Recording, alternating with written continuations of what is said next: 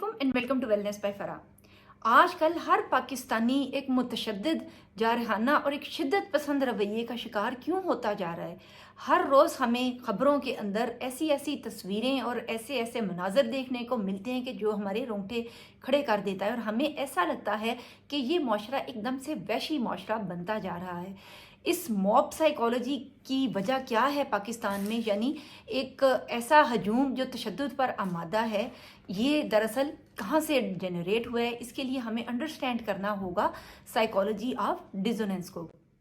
Psychology of dissonance यानी जब हमारे इत्तेकादात को ज़िक पहुँचती है तो हम कॉन्फ्लिक्ट या बेचैनी महसूस करते हैं। किसी चीज़ के बारे में जितना स्ट्रॉन्ग हमारा बिलीफ सिस्टम होगा, उससे कंट्ररी इंफॉर्मेशन या ओपिनियन जब हमें मिलेगी तो उतनी ही ज़्यादा हमारे अंदर बेचैनी बढ़ेगी। यानी जिन चीज़ों को हम बहुत प्रायोरिटी देते हैं, अहमियत देते रहे हैं और हमारे लिए वो बहुत अहम है और हम उनके बारे में एक स्ट्रॉन्ग वैल्यू प्लेस करते हैं, वो हमारे लिए बहुत कीमती हैं उन इत्तेकादात को बनाए रखना। अगर उसके बारे में हमें कोई ऐसी इंफॉर्मेशन मिलती है, ऐसी ओपिनियन मिलती है या कोई ऐसा नॉलेज मिलता है जो उस पर फिट नहीं बैठ रहा, जो हमारे जहन के इस चोखटे के अंदर पूरा नहीं बैठ रहा, तो ये हमें शदीद किस्म की टेंशन का शिकार कर देता है। अच्छा, इसके जो यहाँ से ये स्टार्ट कहाँ से होती है कि मसलन हिस्ट्री की जो पुरानी किताबें हैं, बचपन में हम पढ़ते आए थे कि मुसलमानों का माजी हिंदुस्तान में बहुत शानदार था। अब जब हम बड़े होते हैं और हम ये पढ़ते हैं कि दरअसल जो मुग़ल थे ये मंगोल्स थे और ये बाहर से इन्वेडर्स थे जो यहाँ पर आए थे और उन्होंने कब्ज़ा किया था, और इस तरह से हमें ये पता चलता है कि ये लोकल लोग ही नहीं थे, तो हमारा बिलीफ सिस्टम डिस्टर्ब होता है कि क्या ये माजी शानदार था या नहीं था, मुग़लों के हवाले से स्पेशली। उसके बाद हम आगे बढ़ते हैं और हमें ये पता चलता है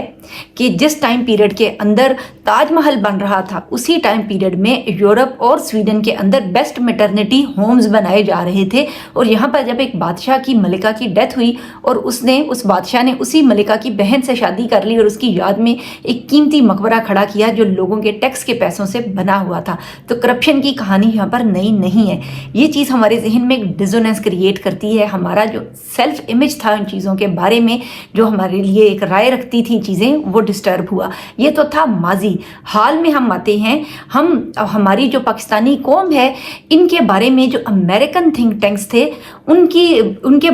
पास जो एक इंफॉर्मेशन थी और राय थी, वो ये कही जाती थी कि तमाम के तमाम पाकिस्तानी, तकरीबन 90+% पाकिस्तानी अमेरिका और इंडिया को दुश्मन समझते हैं, तमाम पाकिस्तानी फ़ौज को अपना नजात दहिंदा समझते हैं और तमाम पाकिस्तानी इस्लामिक सिस्टम को और वैल्यूज़ को अहमियत देना चाहते हैं, लेकिन उसको इम्प्लीमेंट नहीं करना चाहते। ये उनके थिंक टैंक्स की फाइंडिंग्स थी।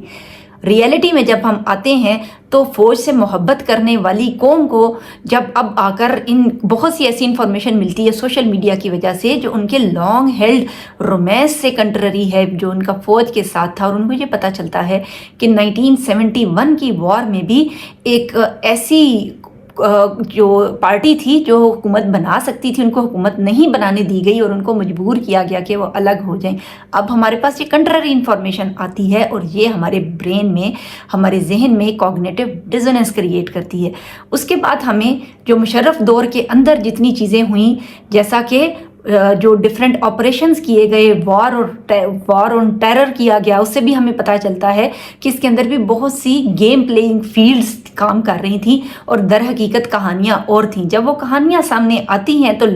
आम लोगों के जहन में एक कॉग्निटिव डिसोनेंस क्रिएट करती हैं। उसके अलावा इसमें और किस किस्म की चीज़ें हैं कि डॉलर, महंगाई, IMF, इसकी जिम्मेदारी कोई पॉलिटिकल पार्टी नहीं ले रही और ये चीज़ भी लोगों के जहनों में अब कॉग्निटिव डिसोनेंस क्रिएट कर रही है कि उनका माई बाप कोई भी नहीं रहा और उन्हें, कौम को ये लगता है कि वो यतीम हो गए हैं और इस तरह से वो एक ऐसा एक जत्था बन जाते हैं जो एक मुतशद्दिद रवैये और रुझानात रखता है। और लियाकत अली खान से लेकर इमरान खान तक जो असैसिनेशन अटेम्प्ट्स हैं और कत्ल व गारत की जो वाक़यात हैं, सहाफ़ियों और मिसिंग पर्सन के केसेस, इन सब में बहुत सी ऐसी चीज़ें हैं जो कौम के अंदर बेचैनी पैदा करती हैं। पहले ये चीज़ें ढकी हुई थी, सामने नहीं आती थी, और जब ये सामने आना शुरू हुई हैं तो एक आम पाकिस्तानी एक इनसिक्योरिटी का, अदम तहफ़्फ़ुज़ का शिकार हुआ है और उसके नतीजे में as a reaction of it cognitive dissonance produce हुआ। और ये चीज़ उनके अंदर जब वो कहीं से वेंटिलेट नहीं हो रही तो वो तशद्दुद और जारहाना रवैये को फ़रोग़ दे रही है। कॉग्निटिव डिसोनेंस नॉर्मल वे में हम कैसे हैंडल करते रहे हैं या करते हैं कि जब मेरा बिलीफ सिस्टम या कॉग्निशन के ख़िलाफ़ कोई बात आती है तो या तो अपना बिलीफ सिस्टम बदल लूँगी। मसलन मैं ये समझूंगी कि आज तक फ़ौज भी जो भी करती आई है और हमारी हुकूमतें जो भी करती आई हैं ये पाकिस्तान के हक़ के लिए हक़ में बेहतर हुआ है, तो भी वो ख़त्म हो जाएगी। और हमें जब ऐसी बात नहीं मिलती कि ये इस चीज़ में कोई हकीकत है तो हमें दूसरी सूरत में उन फोर्सेस के ख़िलाफ़, उन ताकतों के ख़िलाफ़ नफ़रत या एक नेगेटिव रिस्पॉन्स का मुजाहरा करना चाहिए। वो भी हमारे लिए पॉसिबल नहीं है। यानी जो हमारी कॉग्निटिव डिसोनेंस है उसको वेंटिलेट करने का कोई नेचुरल तरीका हमारे पास मौजूद नहीं है। ऐसी सूरत में एक फ्रस्ट्रेशन और स्ट्रेस, एक खिंचाव की एक साइकोलॉजी क्रिएट होती है, एक टेंशन क्रिएट होती है जहन में, और ये सिर्फ इंडिविजुअल सतह पे नहीं है, ये पूरे माशरे पर फैल रही है और फैली है। और इसके साथ साथ जब बहुत से financial crisis, economic insecurities, inflation, IMF से ना नज़र आने वाले मुआहदे और उसके साथ जो कंट्ररी ख़बरें हैं, यानी जो मल्टीपल इंफॉर्मेशन है कि अमेरिका ये कर रहा है, चाइना ये कर रहा है, और आम पाकिस्तानी जो बहुत ज़्यादा समझ बूझ नहीं भी रखता और उस तक वो इन्फॉर्मेशन पहुँचती भी है और उसको ये पता चलता है कि मेरे मुल्क के साथ, मेरे मुल्क की कोई भी वो लोग जो फैसला साजी में रोल प्ले कर रहे हैं वो सिंसियर नहीं है, तो उनके जहन में कॉग्निटिव डिसोनेंस प्रोड्यूस होती है।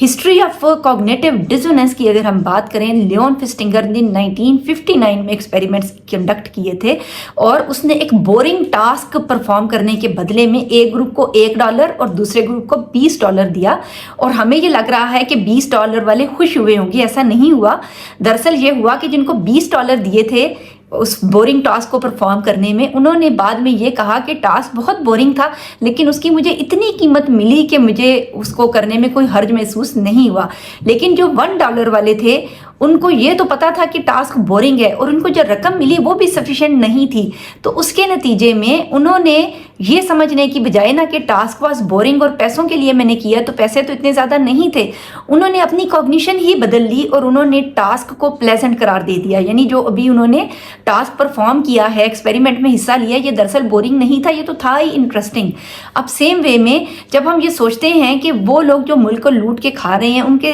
जहन में एक कॉग्निटिव डिसोनेंस पैदा नहीं होती, तो उनके जहन में नहीं होती, क्योंकि उसके बदले में जो उनको एक तरह से, चूँकि वो मटेरियलिस्टिक लोग हैं और उनके जो ज़मीर है वो मर जाते हैं, तो वो उनके लिए जो उसके बदले में उनको रकम मिल रही है या आसाइशें मिल रही हैं वो उसके लिए एक ऐसी राय बना लेते हैं कि जो उनके लिए सफिशिएंट होती है as an answer to all these question. Cognitive dissonance हमारे मुल्क की आवाम के लिए एक बहुत एक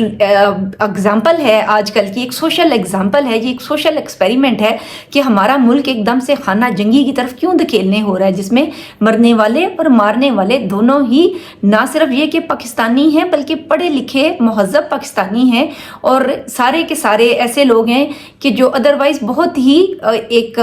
पुरअमन शहरी हैं। क्या चीज़ है जो उनको तशद्दुद पर मजबूर कर रही है? जो हमारे मुल्क में भी अगर कोई थिंक टैंक्स हैं तो उनको भी लोगों की साइकोलॉजी और उनकी जो सोशल कॉन्टेक्स्ट है उनको समझने की शदीद ज़रूरत है ताकि इन क्राइसिस पर काबू पाया जा सके।